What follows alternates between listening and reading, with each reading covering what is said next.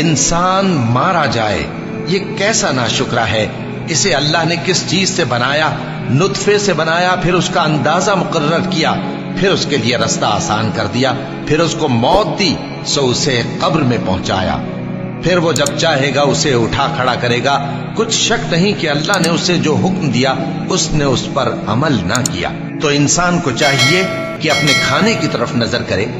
بے شک ہم ہی نے پانی برسایا، پھر ہم ہی نے زمین کو اچھی طرح پھاڑا، پھر ہم ہی نے اس میں اناج اگایا اور انگور اور ترکاری اور زیتون اور کھجوریں اور گھنے گھنے باغ اور میوے اور چارہ، یہ سب کچھ تمہارے اور تمہارے مویشیوں کے لیے بنایا۔ تو جب کانوں کو پھاڑنے والی آواز آئے گی، اس دن آدمی اپنے بھائی سے دور بھاگے گا، اور اپنی ماں اور اپنے باپ سے اور اپنی بیوی اور اپنے بیٹوں سے بھی۔ ہر شخص اس روز ایک فکر میں ہوگا جو اسے سب سے بے نیاز کر دے گی۔ اور کتنے چہرے اس روز چمک رہے ہوں گے، خنداں و شاداں، یہ نیکوکار ہیں۔ اور اس روز کتنے چہرے ایسے ہوں گے جن پر گرد پڑ رہی ہوگی اور ان پر سیاہی چڑھ رہی ہوگی، یہی لوگ ہوں گے انکار کرنے والے بد کردار۔